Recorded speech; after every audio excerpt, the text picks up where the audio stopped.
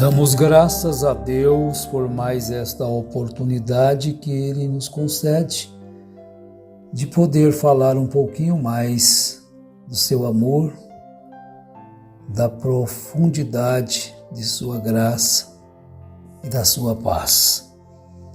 E damos a todos os nossos irmãos e irmãs nosso bom dia, desejando a todos vós as mais ricas bênçãos celestiais. Bem, Cristo é a vida. Cristo é a vida radiante. Cristo é a vida abundante. Cristo é a vida até para aqueles que já estão mortos. Ele é o caminho, a verdade e a vida. Cristo veio para abolir a morte. E Ele é a única fonte de vida. Então não existe outra fonte de vida. Ele diz, João escrevendo diz, nele estava a vida, e a vida era a luz dos homens.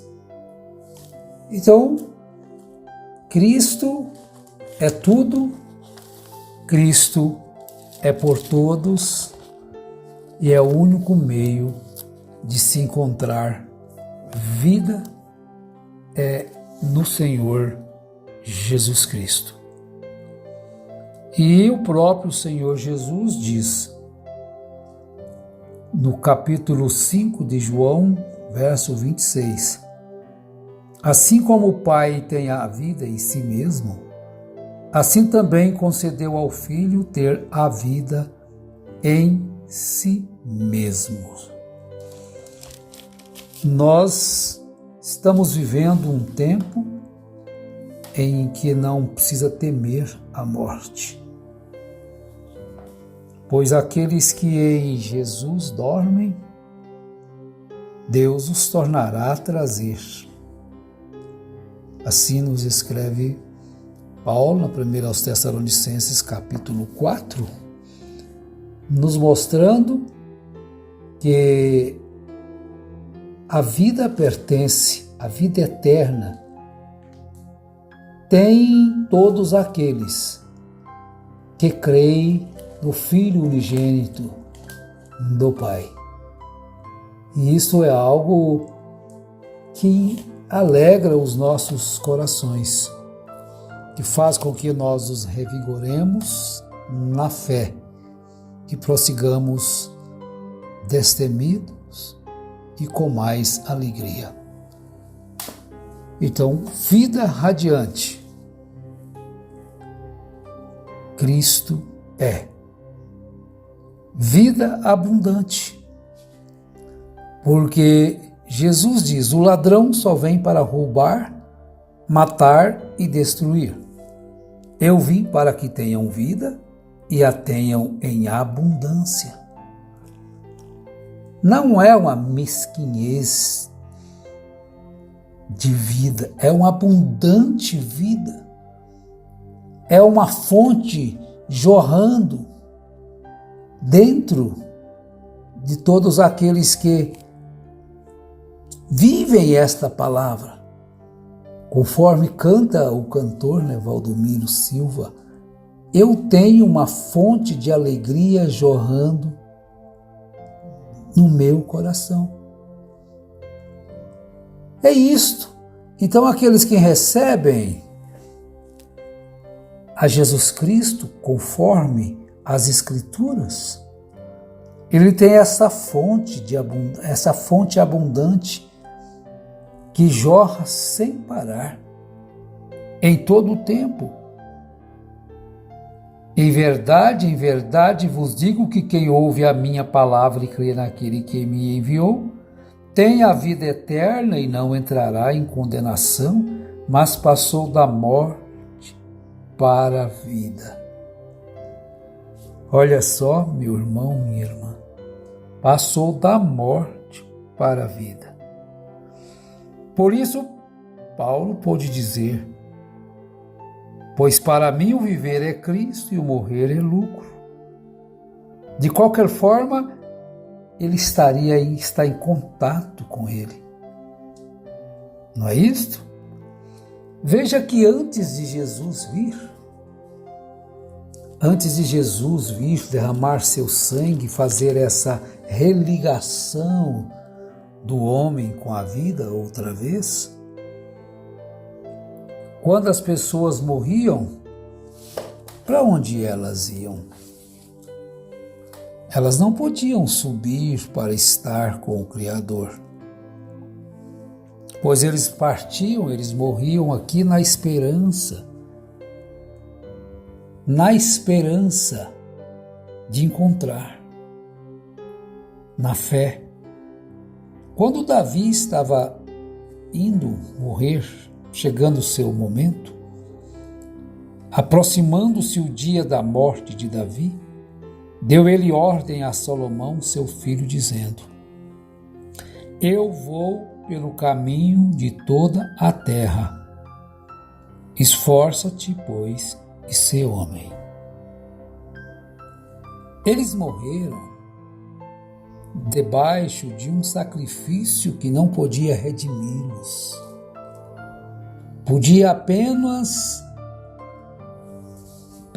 prepará-los, guardá-los, até que viesse o sacrifício perfeito do Filho de Deus. Vejam bem, eu vou pelo caminho de toda a terra. Ele não tinha o local, o destino exato para ir, porquanto aquele sacrifício do qual ele viveu debaixo dele, oferecia seus sacrifícios, como nós conhecemos, ele permanecia sem a presença de Deus. Mas quando Cristo, que é a vida, veio, desde então, aqueles que morrem, quando São Paulo estava perto da sua despedida aqui na terra, ele escrevendo para Timóteo, ele pôde dizer: a minha partida está próxima, mas desde já uma coroa da vida me está preparada, que o Senhor justo juiz me dará naquele dia. Olha, quanto a mim já estou sendo derramado como libação e o tempo da minha partida está próximo. Combati o bom combate, acabei a carreira, guardei a fé. Desde agora a coroa da justiça me está guardada, a qual o Senhor justo juiz me dará naquele dia. E não somente a mim, mas também a todos os que amarem a sua vida. Então, se nós vivemos para Cristo.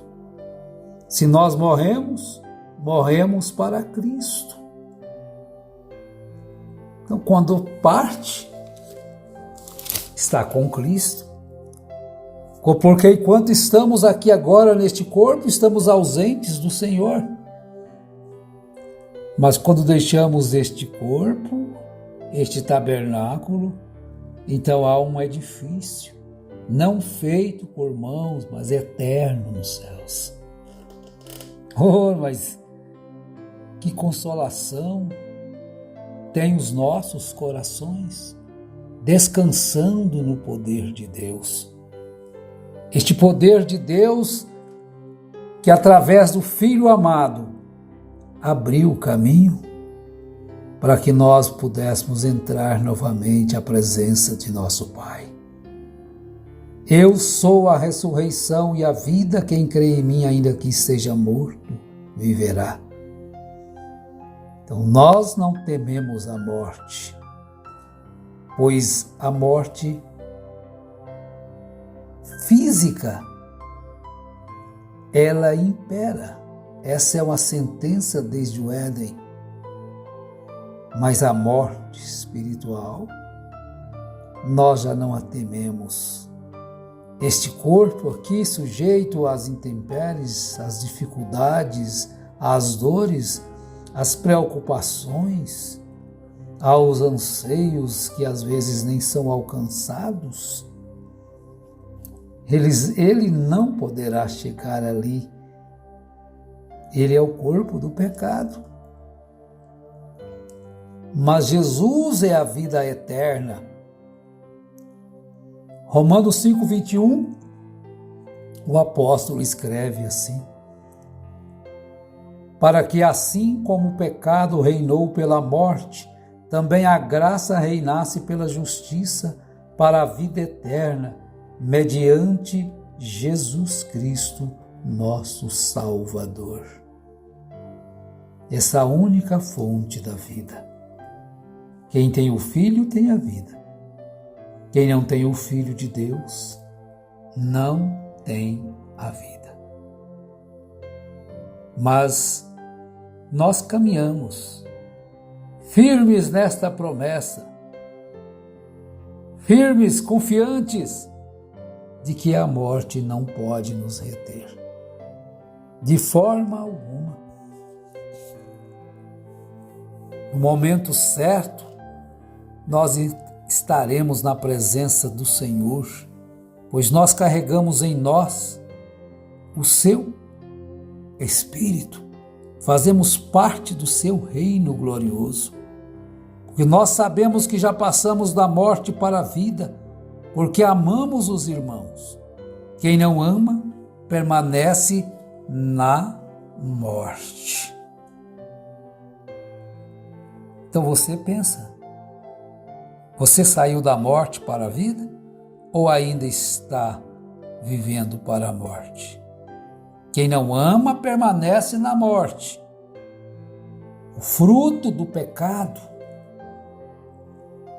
é a morte, o ódio, a inveja, a cobiça, o rancor. Não é próprio de quem já está na vida. Nós sabemos que já passamos da morte para a vida, porque amamos os irmãos. Porque quem não ama, não conhece a Deus. Não tem Deus no coração. Seu coração ainda está precisando de passar pela regeneração. Seu coração está precisando de passar agora para uma pureza, uma purificação, para ter o Espírito da vida dentro dele. Isto é simplesmente gratificante pensarmos sobre isto, que nós temos a vida à nossa disposição.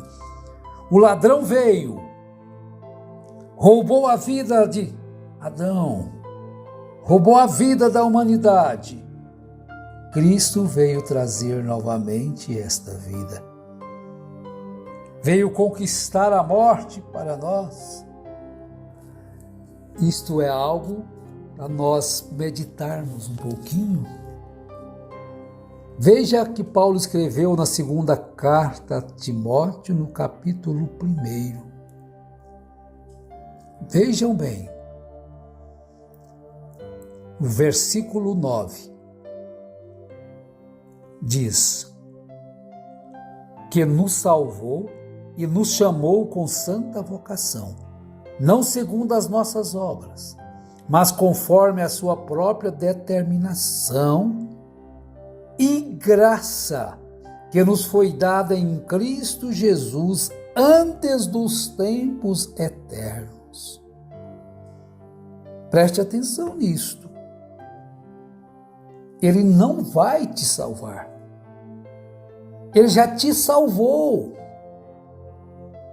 Às vezes o que está faltando em nós é ter essa consciência plena, essa plenitude da divindade, que nos salvou e nos chamou com santa vocação, não segundo as nossas obras. Então você se condena porque às vezes você erra, você se condena e fica martirizando aquilo. E o sacrifício de Jesus?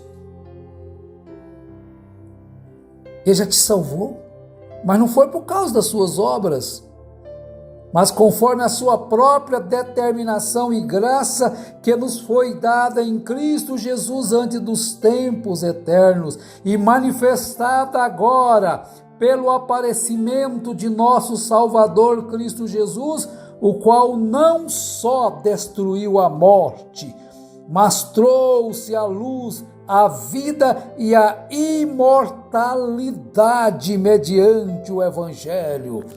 Oh, glória a Deus! O Evangelho de Cristo. Fique firme neste Evangelho. Ele é a vida. Ele não apenas destruiu a morte, mas também nos trouxe a vida, a luz e a imortalidade mediante o Evangelho. Esta é a boa nova.